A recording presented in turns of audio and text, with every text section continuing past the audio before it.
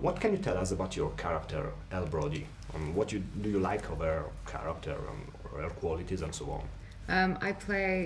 So my character is Elle is a wife to Aaron's character Ford, and we have a kid together. And I feel like my role in the film is the perspective of almost like the outsider or the everyman, as well as I also play a nurse, so I also am in the perspective of what happens in a hospital with all these casualties and in times of disaster like this, and also trying to keep your son safe in chaos. And what about Ford Brody?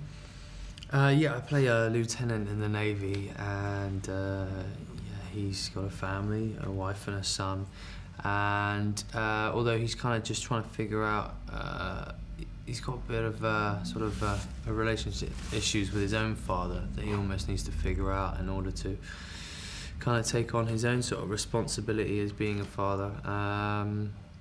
So it sort of becomes like a fight to stay alive, survive through this momentous natural disaster, And this one is specifically for you.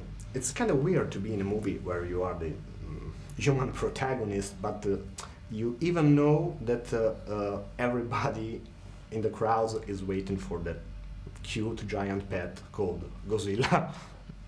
Yeah, I think we did a great job of, well, Gareth and the guys did a great job of sort of building that suspense, and also building up, a real sort of strong character-driven story beforehand. So you really feel for these characters, and you feel the weight of this of this disaster that's sort of breaking out, and yeah, it's this big build-up of suspense until Godzilla, gets on the screen, and you're like cheering for him, in a sort of superhero kind of fashion, And for the both of you, was it difficult to interact with something that wasn't really on set with you? It's kind of fun to get to do, actually, especially when you're in a situation.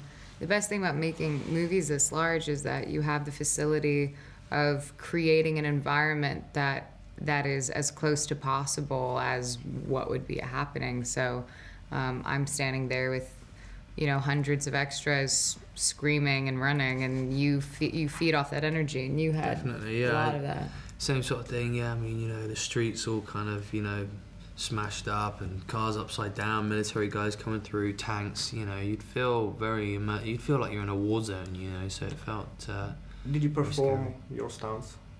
Or yeah, I mean, there was a lot of stuff that I was able to do. Jump off, we did this one where I had to jump off a cherry picker at 30 feet higher than like this pool that I had to jump into, and in all my gear, and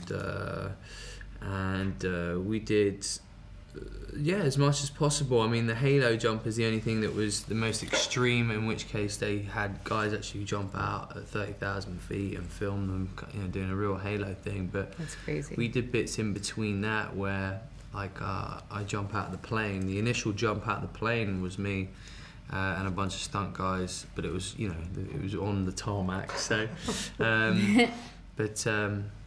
no, I got to do a lot of that. It was good fun. Is your life somehow changed after taking part on big tentpole movies like Godzilla, and there's even another one that you obviously can talk about it, called Avengers: Age of Ultron? Yeah, no, I don't think really anything changes. Not in your life, really, or perspective, I think. Not yet.